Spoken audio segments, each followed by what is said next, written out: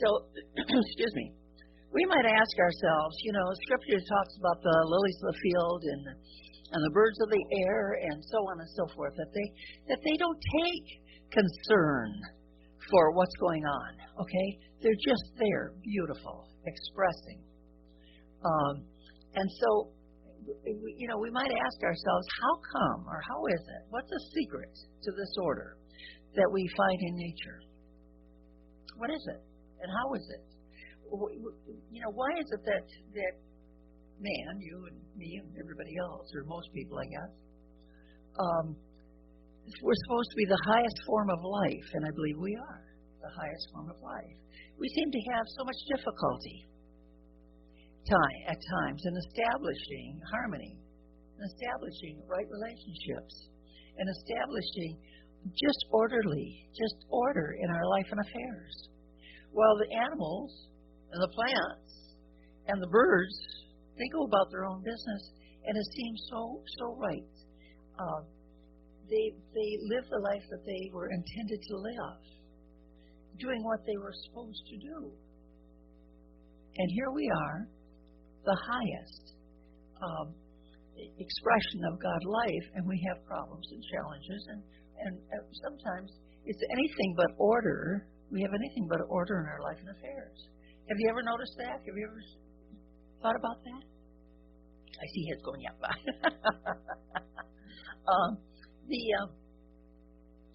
Jesus pointed out, the answer. We have been given the power of choice. We choose. We have been given the power of choice.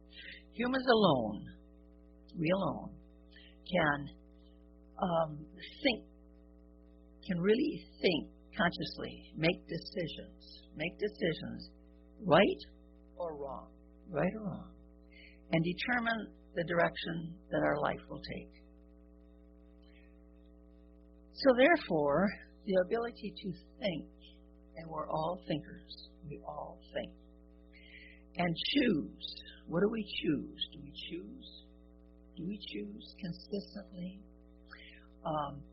And it's a wonderful privilege to be able to choose what we desire. Harmony, health, prosperity, love, all good in our life. We choose. So this has been given to us, this ability to choose, this wonderful faculty of order has been given to us from God out of pure love. It's such a valuable asset that we should learn to use it wisely to really work, and I don't know if I should use that word, but really use it wisely to establish, an orderly growth for ourselves.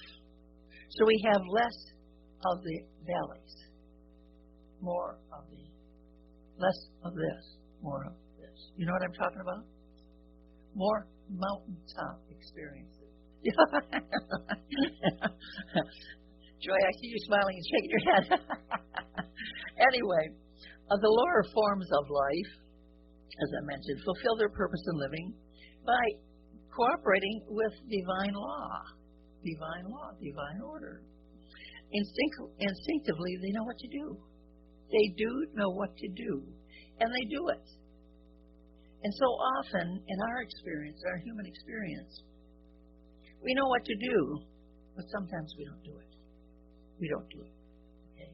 And this is what gets us into the disharmony and unhappiness, etc., because we really, truly do, on an inner level, deep inner level, we always know what is right, true, and lasting, and what is ours to do, and how to do it. Because we have, the human race has been around so very, very long, and we've allowed our thoughts and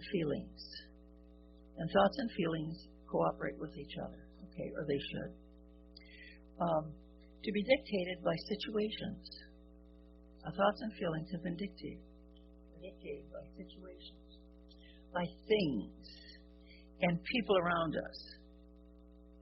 And we consciously return in mind to that place where we can experience harmony and balance. And that's what we need to do on a regular basis. It's not what's happening out here that affects us unless we internalize it, unless we take in what's going on out there, what somebody says, does, whatever. But when we take a stand within our own being, take a stand and know that we have a presence and a power within us that's greater, much greater than anything that can come to us. Okay? There's that presence of God, that Spirit of God within each one of us. And so when we come to relying on that, as Davis was singing so beautifully, when we really rely on that rather than people or situations or whatever to guide us, to tell us what we should be doing, what we should be thinking, how we should be, whatever, that there is that presence within us that created us and has the exact right words, thoughts, feelings that we should express. And we, of course, we talk here about meditating.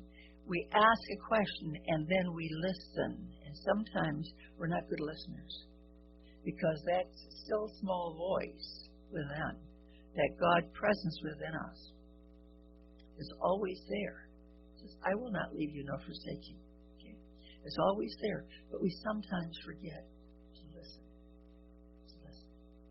Father, what would you have me do in this situation? Father, what would you have me? How would you have me take care of this? Is it mine to do? Is it mine to do? Of course, that's a very important question. In the orderly outworking of things, we need to know what is ours to do. And then ask, Father, is this mine to do? And if it is, then we have everything we need to do the job that we've been asked to do. If it's not ours to do, and we do it, look out. I always say that we've taken from somebody else. We've taken from someone else that which they needed to do. So this is all part of divine order. So we can return again and again and again and yet again to that presence within and just simply ask the question, Father, what would you have me to do? And know that divine order is established, even though sometimes our lives or our affairs look upside down and inside out. Okay? If we continue to see the upside down, inside out of our life and affairs, we're going to have longer days, more of the same, because the spiritual law is what we think on grows. And so when we think about negativity, lack, limitation, discomfort, in harmony, whatever, and we hold that uppermost in consciousness, as we're inundated with those kinds of thoughts. You know what I'm talking about? Then we're going to get more of the same. But if we can take a stand, a mental stand, and first say no, because we make choices all the time. We're constantly making choices. So we can say, no, I no longer accept that situation or whatever. It's my good. I no longer accept it. And then replace it with divine order is established. Divine order, even though it may appear not to be. Okay? Understand that. I do understand that thoroughly, so I'm not Pollyanna. My head's not stuck in the sand, folks. I understand that thoroughly, but I do understand thoroughly that unless we make other choices, we're going to have the same thing over and over and more of.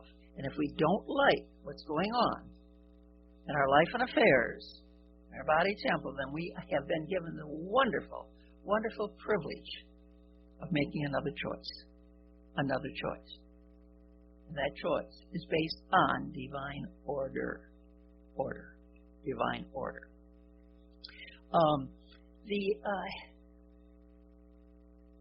It starts with our thinking, divine order. You know, we can rearrange. How many times have you heard someone, or maybe perhaps yourself? You've had one employment, and it just didn't work well. Okay, you didn't feel comfortable. There was problems there. You know, maybe you didn't like this person, or they didn't like you, or whatever. Okay, so you're going to look for new employment. Okay, so you find another job. Well, before long, hello, you got another person, another situation, different face, different whatever. But basically, ground level, the basic problem all over again. Okay. Divine order and wisdom, which is another spiritual faculty, work hand in hand. They work hand in hand to establish in consciousness the ability to say that I am open and receptive to my next rightful place, not just any job, not just any employment, the next rightful one, all in order. And I release what happened at Joe Doakes over here when I worked there. Okay? I'm no longer holding that in consciousness. I've mentioned here before, and I mentioned again, that when I'm invited to perform a wedding ceremony, if either one, the bride or groom, has been married before, or maybe both have been, I don't care. I don't care how many times they've been married. It's not my business. But my business is to remind them as they take this step, this new life, moving into a new life together, okay, as Mr. and Mrs., that they do not carry with them old thoughts, old hurts, old whatever from another relationship. Okay? And so, thank you. So, I most always remind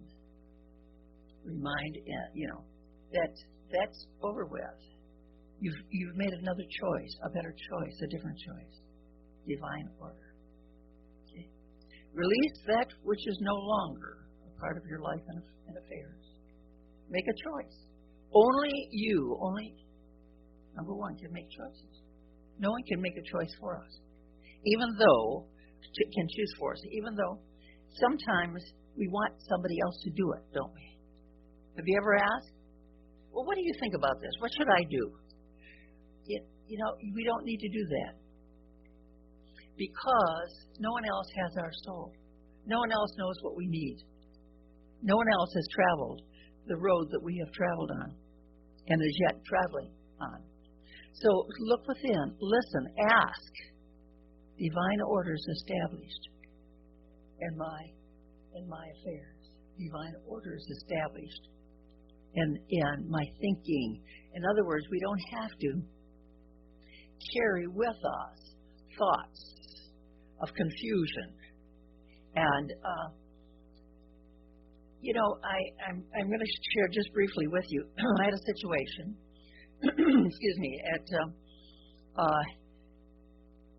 in my life at my home this past week, and using divine order. Now, I think about divine order a lot. I think about divine order for our church. I think about divine order for person, for my affairs, for everything. Divine order and wisdom and divine order.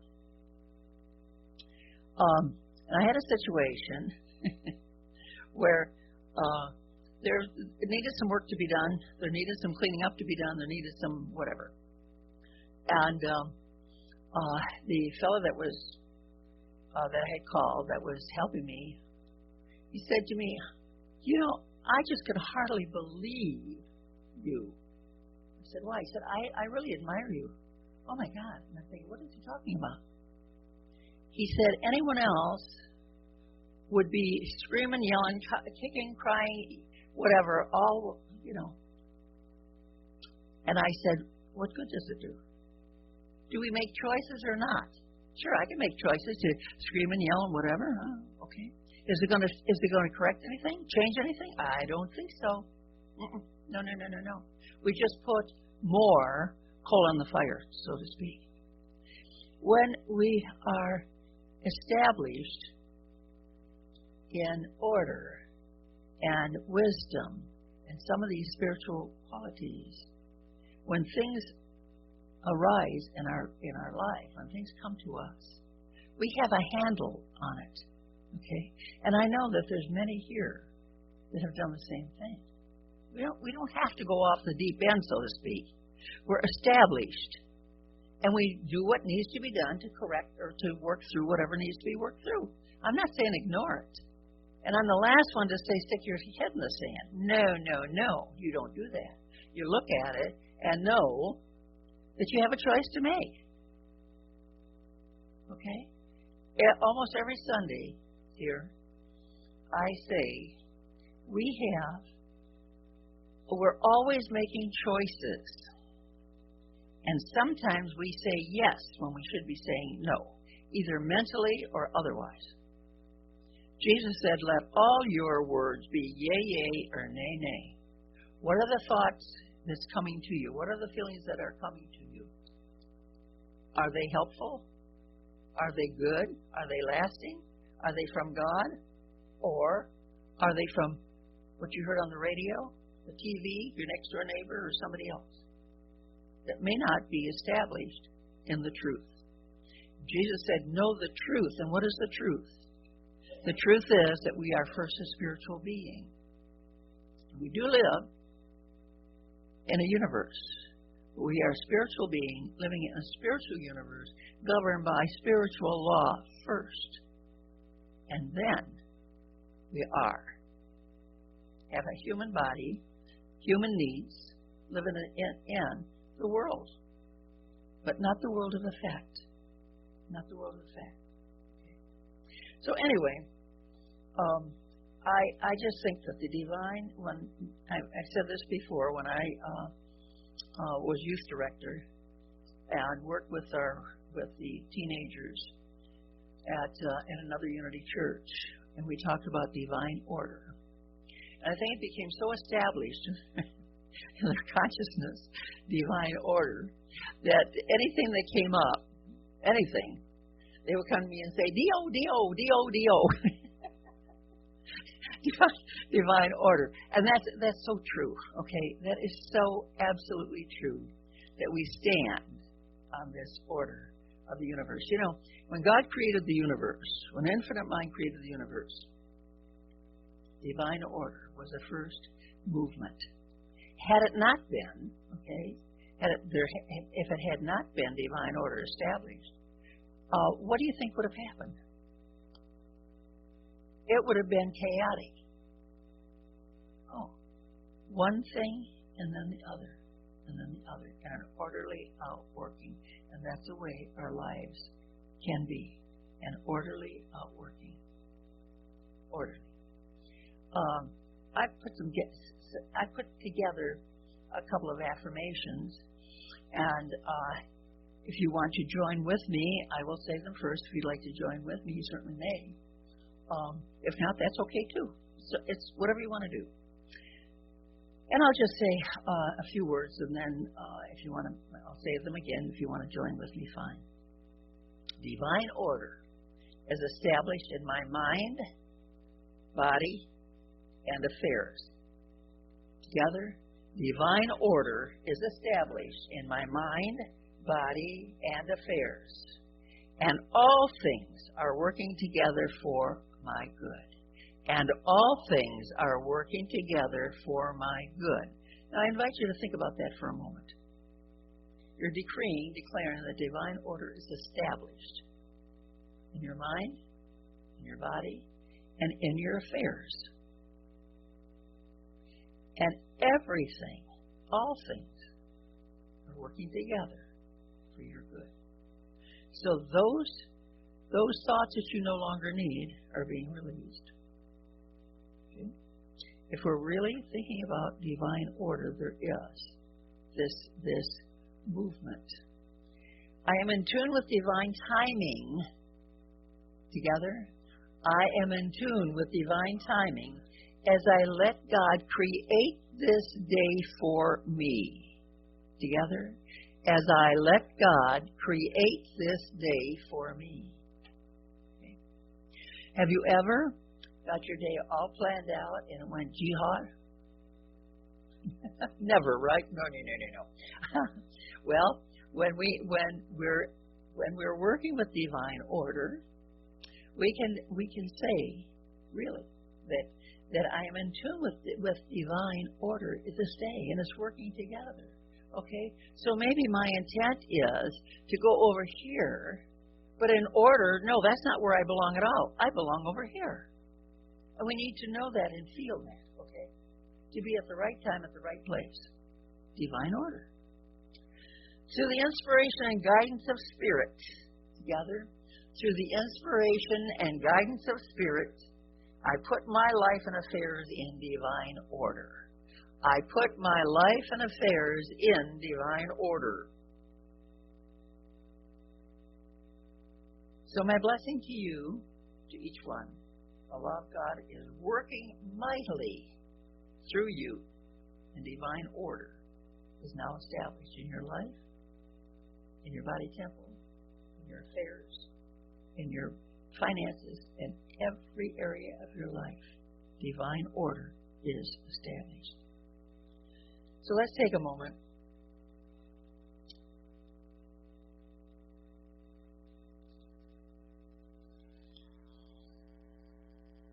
And so we're going to do the meditation for quickening the 12 spiritual faculties. So I invite you to just take the next few moments and relax. Right where you are, know you're in a safe place. You're accepted and loved, just as you are, just where you are, just who you are.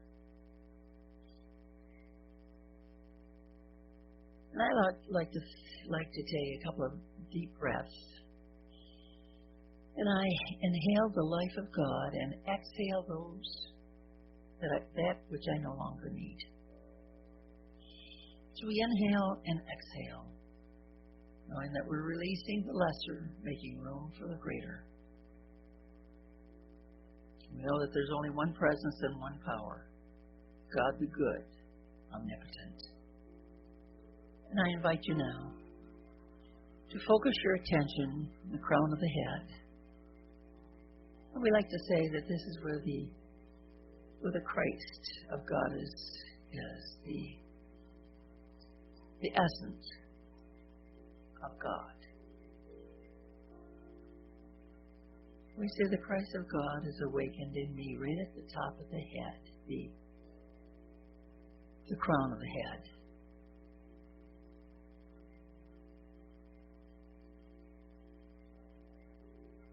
We just rest there for a moment. The Christ of God is awakened in me.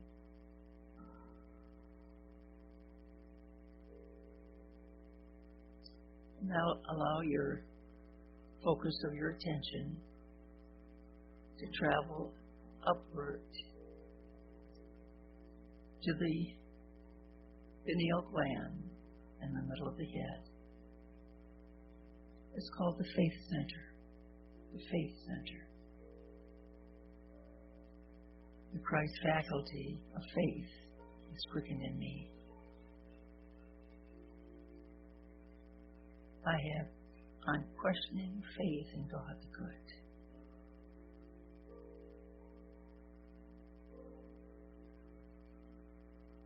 Faith, the Christ faculty of faith is quickened in me. And now focus your attention behind the heart, the love center, and allow that your attention to rest there in the love center. The Christ faculty of love is quickened in me. I am love.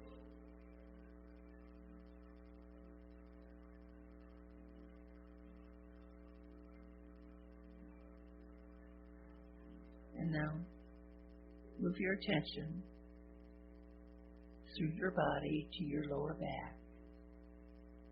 Just gently. There's no rush, no hurry. To your lower back. And that's the strength. Christ's faculty of strength is quickened in me. I am strong and unafraid. I am strong and unafraid.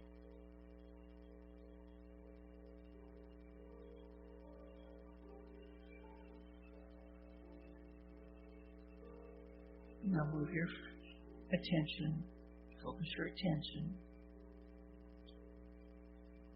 on the solar plexus.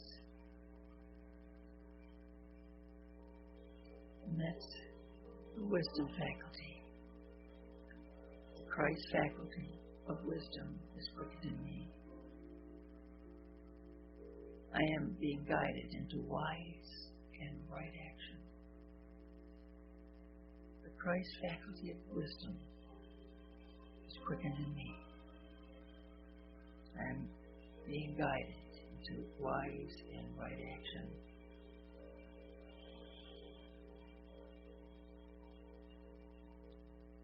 And now focus your attention gently. Bring your attention from that area up to the root of the tongue, the power center. The Christ faculty of power is quickened in me. My thoughts and words vibrate with power, God power.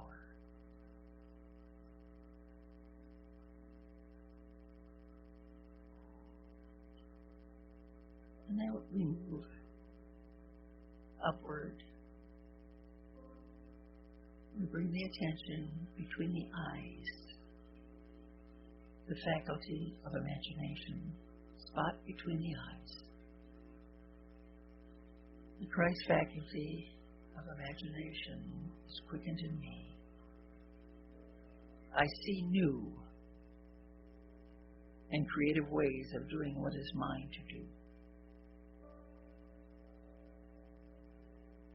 I see new and creative ways of doing what is mine to do.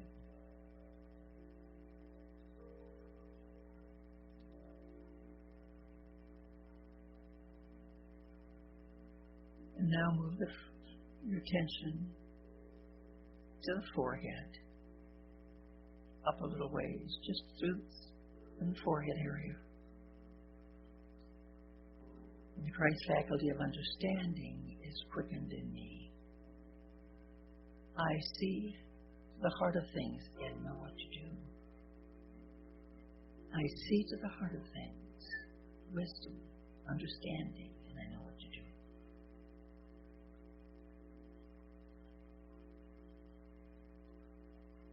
And as you continue to hold your attention there on the forehead,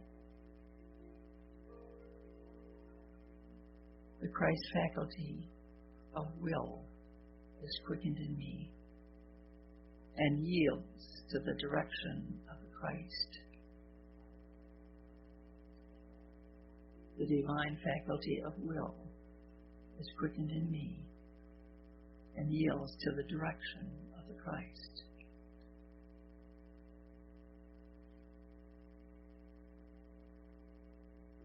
And now gently, lovingly, drop your attention to the navel area, which is where the order faculty resides. Order. The Christ faculty of order is quickened in me.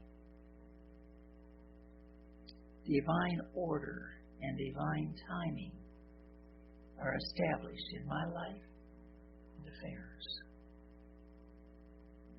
The Christ faculty of order is quickened in me. Divine order and divine timing is established in my life and my affairs.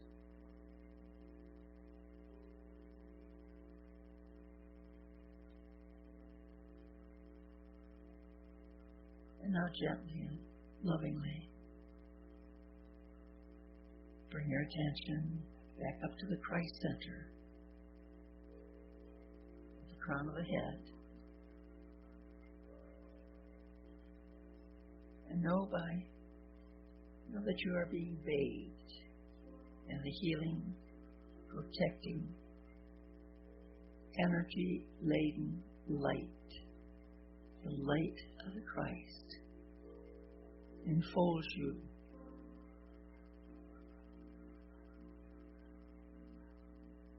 And Father, how grateful we are to have this opportunity to release the lesser, accept the greater, to make choices for our highest good, and to be bathed in the light of your love and peace and harmony.